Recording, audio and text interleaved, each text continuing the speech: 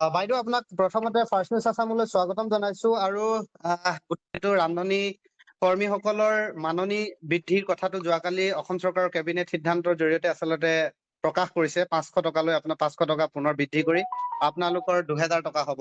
এই গোটেই বিষয়টো কালি যিহেতু কেবিনেটৰ সিদ্ধান্ত আৰু আপোনালোক কিমান সুখী বা এই গোটেই বিষয়টোৰ সন্দৰ্ভত যিহেতু আপুনি গুৱাহাটীত নাই গতিকে আমি আপোনাৰ পৰা ফোনৰ জৰিয়তে আমি জানিবৰ কাৰণে বিচাৰিছো কি ক'ব বিচাৰিব। হয়, প্ৰথমতে আপোনাক ধন্যবাদ জনাইছো আপোনালোকৰ প্ৰকাশ লাইভ হলে নাই ফাৰ্ষ্ট তাৰমানে নিউজ আছাম আসামলৈ। প্ৰথম কথা হৈছে আমি সুখী নহয়, হয় আমি সুখী নহয়। আমি এই কাৰণে সুখী নহয়, আচলতে ৰন্ধন কৰ্মী আইসকলক মুঠত আমাৰ লাজ লাগিছে।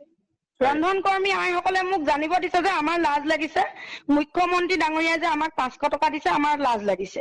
তাৰমানে লাজ এইটোৱে ক'ব বিচাৰিছো যে আমাক এই মানে কণা হাঁহক পতান দিয়া নিচিনা 500 টকা দি মুখ্যমন্ত্ৰী ডাঙৰীয়াই আমাক কি কৰিছে, টুপি পিন্ধাব লৈছে ইলেকশ্যনৰ আগত।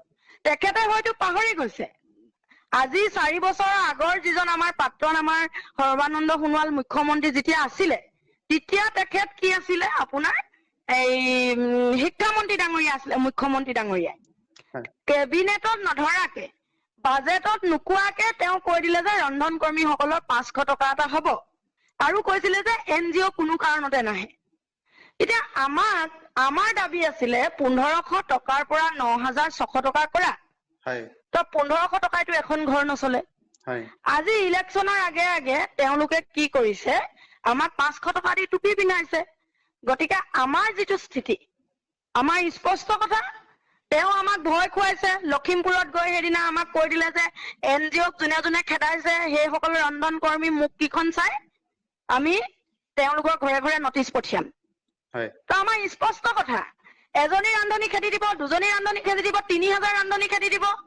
যেতিয়া আমি 1 লাখ ৰন্ধন কৰ্মী এতিয়া ৰাজপথলৈ ওলাই আহিম তেতিয়া আমাক মুক্তিখন বন্ধ কৰিব পাৰিব?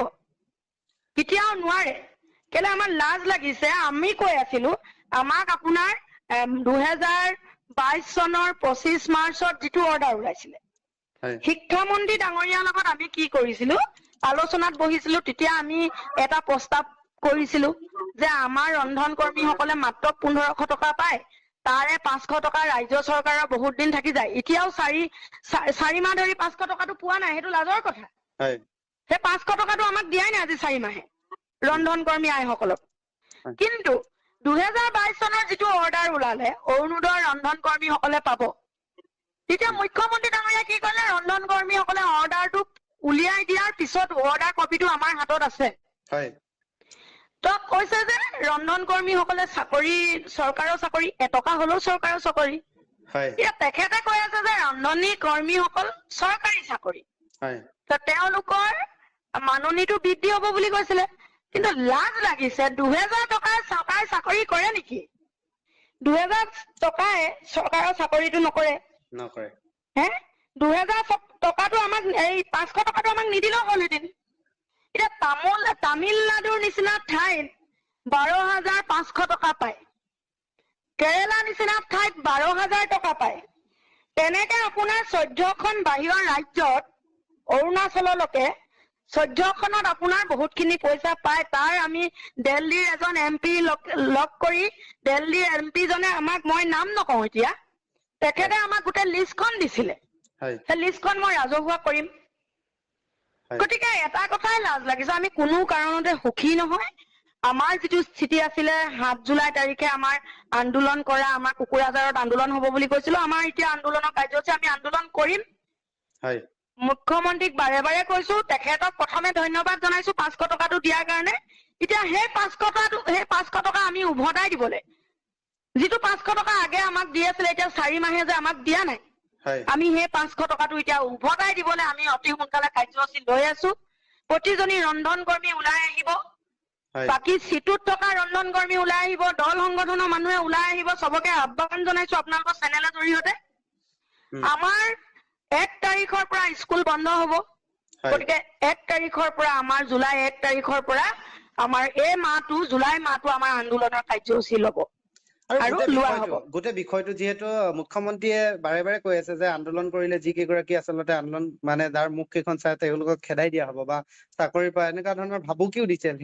যদি সেই ভাবুকিত যদি আপোনালোকে পৰে তেতিয়া এতিয়া সেই ভাবুকিত যদি আমি পৰো, সেই ভাবুকিত পৰিলেতো মুখ্যমন্ত্ৰী নিজে, সেইটো মুখ্যমন্ত্ৰী আৰু ৰান্ধনিৰ মাজত যুঁজ হ'ব। হয়, মুখ্যমন্ত্ৰী আৰু ৰান্ধনিৰ মাজত যুঁজ হ'ব।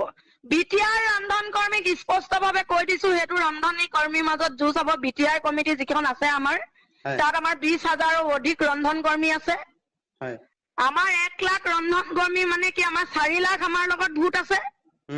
গতিকে স্পষ্ট কথা, মুখ্যমন্ত্ৰীৰ লগত যুঁজ হ'ব। আৰু মুখ্যমন্ত্ৰী আমাৰ দেউতা।